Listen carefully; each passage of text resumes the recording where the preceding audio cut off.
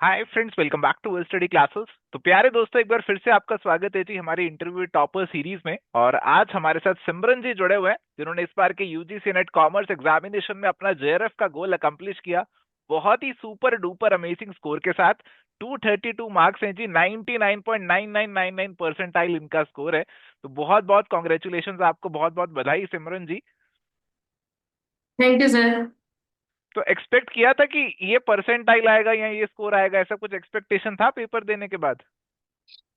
Sir ऐसा percentile में तो एक्सपेक्टेशन नहीं था, क्योंकि जब प्रोविजनल आंसर की मैच किया था तो 234 के अराउंड मार्क्स मेरे आ रहे थे। तो मार्क्स में तो आइडिया हो गया था, लेकिन ये था कि इस बार पेपर थोड़ा सा मॉडरेट गया है हम्म। और कट ऑफ ऊपर हो सकता है। तो सर हम्म। इसलिए डाउट तो था थोड़ा सा कि परसेंटाइल शायद से कम आए। ओके।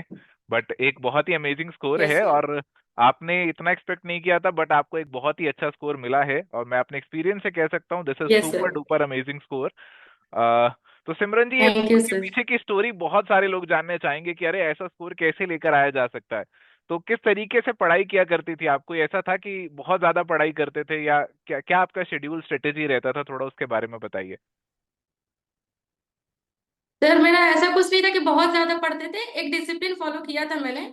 मैंने कंसिस्टेंटली डेली पढ़ाई करती थी, मतलब जो मेरा फिक्स टाइम था उस पर मैं कंसिस्टेंट रहती। ये नहीं था कि किसी दिन करना है किसी दिन नहीं करना है। और सर पीवाईक्यू तो सबसे ज्यादा मददगार होता है, तो लास्ट के जो 20 दिन के अराउंड बचे थे जब एग्जाम में, तो मैंने प्रीवियस ईयर क्वेश्चन बहुत ज्यादा लगाया था। जी। मेरा मेन था कि प्रीवियस ईयर के क्वेश्चन से ही मेरा सबसे ज्यादा हुआ था।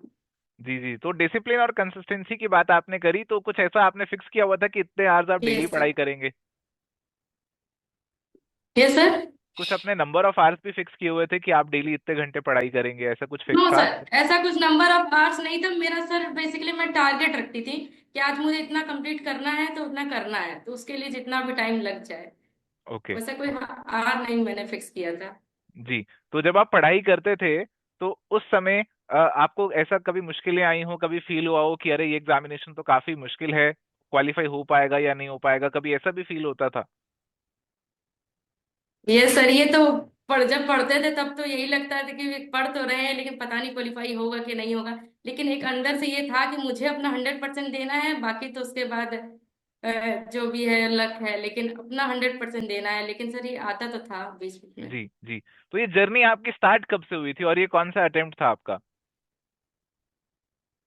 सर ये मेरा सेकंड अटेम्प्ट था।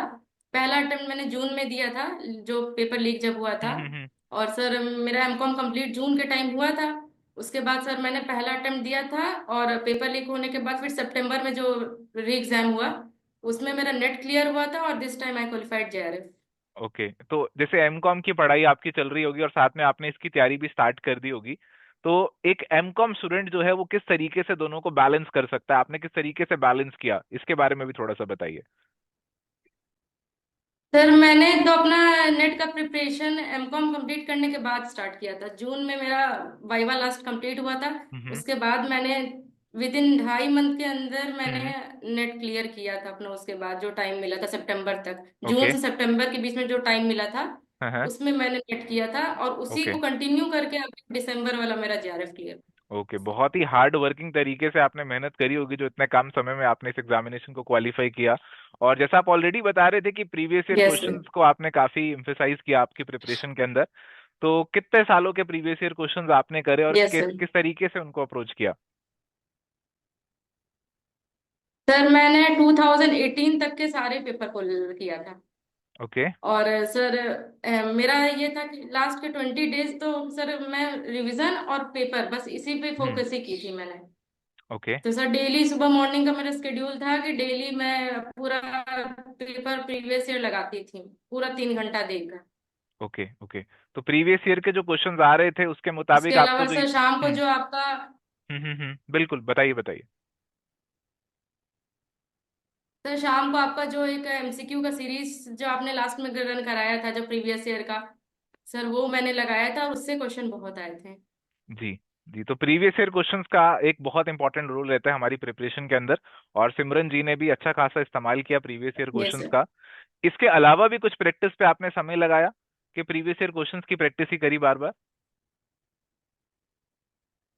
सर प्रीवियस ईयर के क्वेश्चन की प्रैक्टिस की थी, और उसके अलावा सर जो आपका पीवाईक्यू का सेशन आता था शाम को, जी जी जी। सर वो मैंने किया था। और सर आपकी मैंने टेस्ट सीरीज भी, पेपर वन हम्म पेपर टू के लिए टेस्ट सीरीज जो थी हम्म उसको मैंने हम्म सब्सक्रिप्शन लिया था, और हम्म। वो मैं लगाती थी डेली शाम को के ओके। अलावा। तो टेस्ट सीरीज में कई बार हमें फीडबैक देखने को मिलता है सर कि स्कोर अच्छा नहीं आ रहा, कम आ रहा है, तो क्या कैसे होगा, हो भी पाएगा या नहीं हो पाएगा? तो आपको ऐसी फीलिंग आती थी कि अरे कहीं मुश्किल तो नहीं हो जाएगा पेपर देना? तो शुरुआत में तो जब स्टार्ट किया था तो ये आता था, शुरुआत में मार्क्स कम भी आते थे, लेकिन धीरे धीरे जैसे जैसे टाइम जाता गया वो दिखने लगा कि मार्क्स अब इंक्रीज होने स्टार्ट हो गए हैं, और ओके। लास्ट होते होते वो लगने लगा था कि आने लगा मार्क्स।